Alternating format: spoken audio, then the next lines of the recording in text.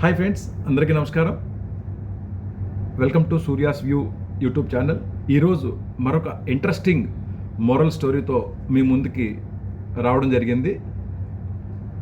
ఒక ఊళ్ళో ఒక ధనవంతుడు ఉన్నాడు. ఆ ధనవంతుడికి ఒక బాబు ఉన్నాడు. ఆ బాబు వయసు 12-15 మధ్య ఉంటుంది. అయితే ఆ బాబు చెడు అలవాట్లకి బానిస అయ్యాడు. ఆ ధనవంతుడికి చాలా బాధ. నాకు ఇంత ధనం ఉంది, అయినా నాకు చెడు అలవాట్లున్న ఒక కొడుకున్నాడు అని తపన పడుతున్నాడు.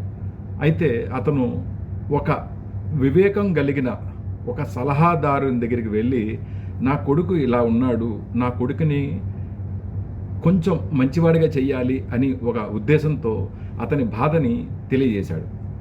అయితే ఆ వివేకం కలిగిన సలహాదారుడు, ఒక పని చేయండి, నేను మీ కొడుకుని తీసుకుని ఒక విహారయాత్రకు వెళ్తాను, నాతో మీరు పంపించండి అని ఆ వివేకం కలిగిన వ్యక్తి చెప్పడం జరిగింది. సరే అండి, అలాగే పంపిస్తానని మరుసటి రోజు విహారయాత్రకు ఆ బాబుని ఈయనతో పంపించడం అనేది జరిగింది. సరే, ఇద్దరు కలిసి అలా విహారయాత్రకి వెళ్తున్నారు. మార్గ మధ్యంలో ఒక మొక్క కనిపించింది. ఆ మొక్కను చూసి ఆయన బాబుకి ఏం చెప్పారంటే, ఆ మొక్క వెళ్ళి పెగ్గలవా అని అడిగారు. బాబు చిన్న మొక్క అనిపిస్తుంది, సరదాగా వెళ్ళి ఆ మొక్కని పీకేసి నేను చేశాను అని చాలా పొంగిపోయాడు. కొంచెం ముందుకెళ్ళిన తర్వాత ఇంకొంచెం ఆ మొక్క కన్నా కొంచెం పెద్ద మొక్క అనిపించింది, దీన్ని పెగ్గలవా అని అడిగాడు. ఆ బాబు, నేను ఎందుకు పీకలేనని చెప్పి పరిగెత్తుకుని వెళ్ళి ఆ మొక్క పీకి చూపించి వచ్చాడు. అలాగే కొంచెం ముందుకెళ్ళిన తర్వాత ఇంకొక మొక్క, కొంచెం వేరులతో ఉన్నది, కొంచెం పెద్ద మొక్క అనుకోవచ్చు, అలాంటి మొక్క కనిపించింది. ఈ మొక్కను నువ్వు పెగ్గలవా అన్నాడు.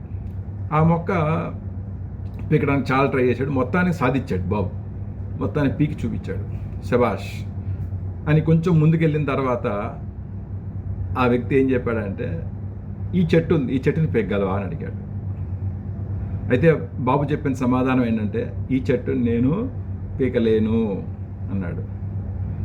అంటే నీకేం అర్థమైంది? ఏ వ్యసనమైనా మొక్కగా ఉన్నప్పుడే దాన్ని మనం ఆపగలం. అదే గనక చెట్టులో అయిన తర్వాత చెడుని తొలగించడం అనేది చాలా కష్టం. అందుకే పెద్దలు అంటారు, మొక్కై వంగనది మానే వంగునా అని. అలాగే మంచి కూడా, మంచిని పెంచి పోషించాలి. హోప్ నా స్టోరీ మీకు నచ్చినట్లుగా భావిస్తాను. మీ విలువైన కామెంట్స్ నాకు తెలియజేయండి, లైక్ చేయండి, సబ్స్క్రైబ్ చేయండి. Thank you so much.